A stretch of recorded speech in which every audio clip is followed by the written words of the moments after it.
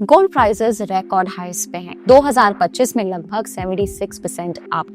और interestingly Indian jewellery companies ने दिसंबर quarter में स्ट्रॉन्ग नंबर्स डिलीवर किए हैं। लेकिन जब प्राइसेस इतने हाई होते हैं तो वॉल्यूम्स थोड़े प्रेशर में आते हैं। मतलब लोगों ने क्वांटिटी कम खरीदी, लेकिन ओवरऑल स्पेंडिंग हाई रही बिकॉज प्राइस ही स्ट्रॉन्ग था। इंडिया में गोल्ड सिर्फ इन्वेस्टमेंट नहीं, इमोशन है। इंडियन हाउस होल्ड्स के पास एस्टिमेटेड 34,600 टन गोल्ड है, जिसकी वैल्यू $5 ट्रिलियन के आसपास है, जो इंडिया की नॉमिनल जीडीपी $4.1 ट्रिलियन से भी बड़ा है। इंडिया दुनिया का सेकंड लार्जेस्ट गोल्ड कंज्यूमर है, लगभग 26% गोल्ड डिमांड के साथ सिर्फ चाइना से थोड़ा पीछे। रिकॉर्ड प्राइसेस के बावजूद सेल्स कोलैप्स नहीं हुई, उल्टा एक स्ट्रक्चरल शिफ्ट एक्सेलरेट हुआ।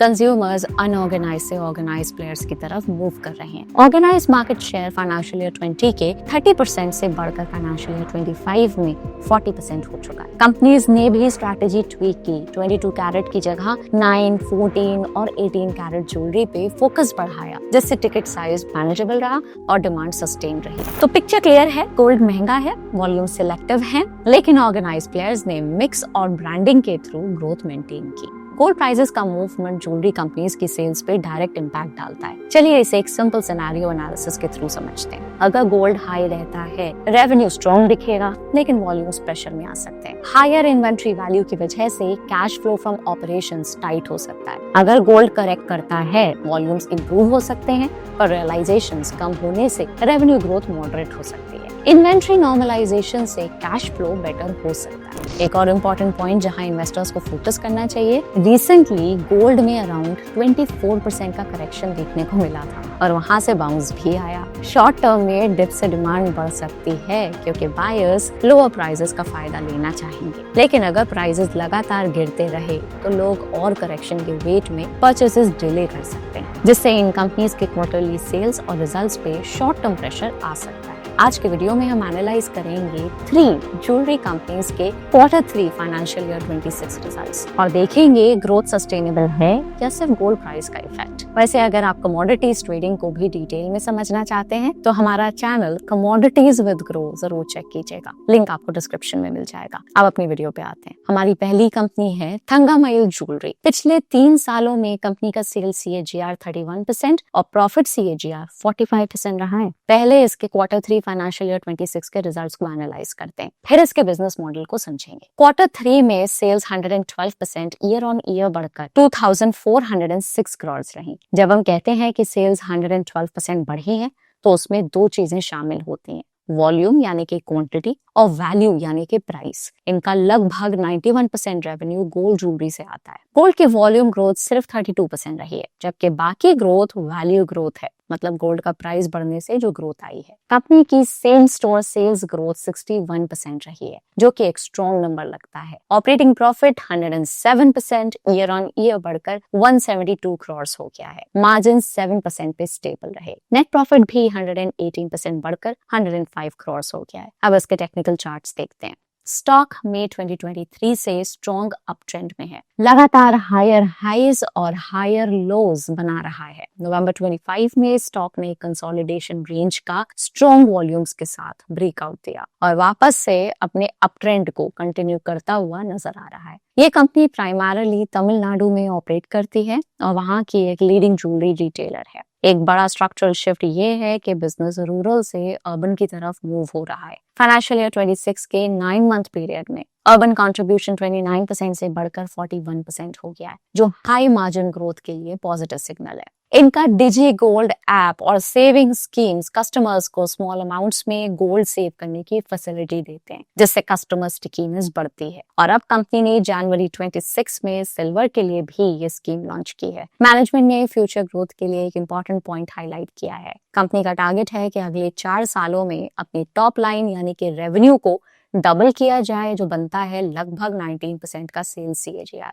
रिस्क एंड चैलेंजेस देखते हैं। थंगा मिल मेनली तमिलनाडु में ही फोकस्ड है। अगर वहां कोई इकोनॉमिक इशू या सिवियर कंपटीशन आता है तो इनका बिजनेस इंपैक्ट हो सकता है। गोल्ड कंपनी का मेन रॉ मटेरियल है। प्राइसेस बढ़ने से रेवेन्यू और मार्जिन्स स्ट्रॉन्ग दिखते हैं, लेकिन इन्वेंट्री कॉस्ट भी इन्फ्लेट हो जाती है। फर्स्ट हाफ में इन्वेंट्री 2617 करोड़ हो गई, जिससे वर्किंग कैपिटल नीड और शॉर्ट टर्म बोरोइंग्स 48% जम करके 1004 करोड़ तक बढ़ गए। इन्वेंट्री बिल्डअप की वजह से फाइनेंशियल ईयर 25 में नेट प्रॉफिट होने के बावजूद cash flow from operations negative रहा। गोल्ड प्राइस राइज से टॉप लाइन स्ट्रॉन्ग दिखती है, लेकिन हाई इन्वेंट्री और borrowing short term liquidity risk बना सकते हैं। हमारी दूसरी कंपनी है स्काई गोल्ड एंड डायमंड्स। पिछले 3 सालों में कंपनी का सेल्स CAGR 65% और प्रॉफिट CAGR 136% रहा है। अब इसके रिजल्ट्स को एनालाइज करते हैं। Q3 ऑफ दिस ईयर में कंपनी की सेल्स 77% बढ़कर 1768 करोड़ रही। इनका EBITDA 114% बढ़कर 122 करोड़ हो गया। सबसे इंपॉर्टेंट बात, इनका EBITDA मार्जिन 5.7% से बढ़कर 6.9% हो गया है।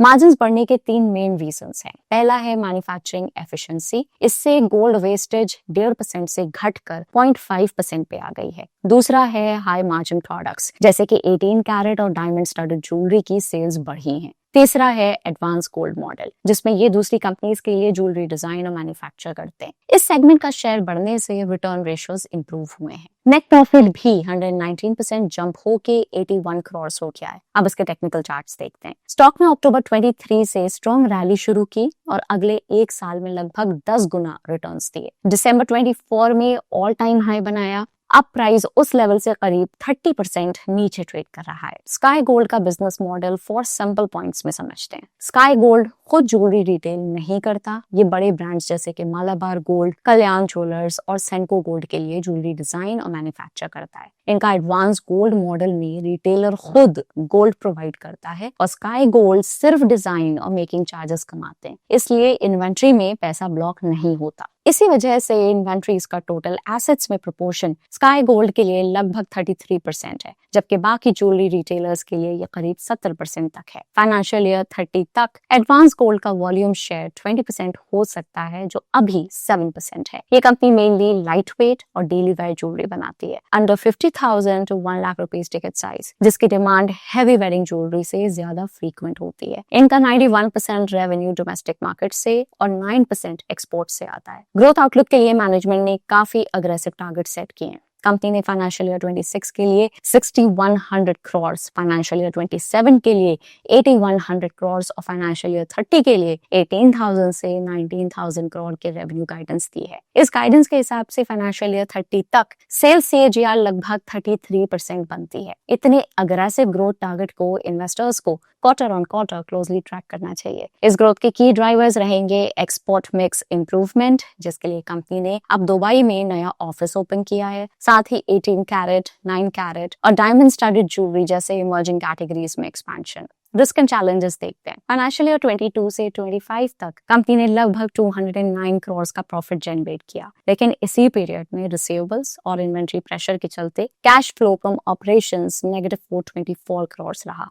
और फर्स्ट हाफ में भी कंपनी अपना नेट प्रॉफिट इफेक्टिवली कैश में कन्वर्ट नहीं कर पाई। ज्वेलरी मैन्युफैक्चरिंग में वर्किंग कैपिटल मैनेज करना टफ होता है, स्पेशली हाई इन्वेंट्री की वजह से। इसी कारण शॉर्ट टर्म बोरोइंग्स पे डिपेंडेंस बढ़ रही है, जो पिछले कुछ सालों में काफी तेजी से इंक्रीज हुआ है। कंपनी ने रिसेंटली एक एक्विजिशन किया है, जिससे बुक्स में गुडविल फाइनेंशियल ईयर 25 की 42 करोड़ से बढ़कर फर्स्ट हाफ में 251 करोड़ हो गई है। गुडविल के इस शार्प जंप पर इन्वेस्टर्स को नजर रखनी चाहिए, क्योंकि फ्यूचर में इम्पेयरमेंट रिस्क मतलब एसेट की वैल्यू कम होने की पॉसिबिलिटी बनी रहे। शेयर होल्डिंग पैटर्न में एक नोटेबल शिफ्ट दिखा है। सितंबर 24 में प्रोमोटर होल्डिंग 62.5% थी, जो दिसंबर 25 तक घटकर 51.7% हो गई। FIIs की होल्डिंग ज्यादा चेंज नहीं हुई, लेकिन DIIs की होल्डिंग 0% से बढ़कर 11.6% तक पहुंच गई है। हमारी आखिरी कंपनी है PN गाडगिल ज्वेलर्स। पिछले 3 सालों में कंपनी का सेल्स CAGR 44% और प्रॉफिट CAGR 56% रहा है। Q3 में सेल्स 35% बढ़कर 3,303 करोड़ रही, में ही स्ट्रॉन्ग फेस्टिव डिमांड और वेडिंग सीजन के चलते। सेम स्टोर सेल्स ग्रोथ 33% रही है, जो दिखाता है कि पुराने स्टोर्स भी जबरदस्त परफॉर्म कर रहे हैं।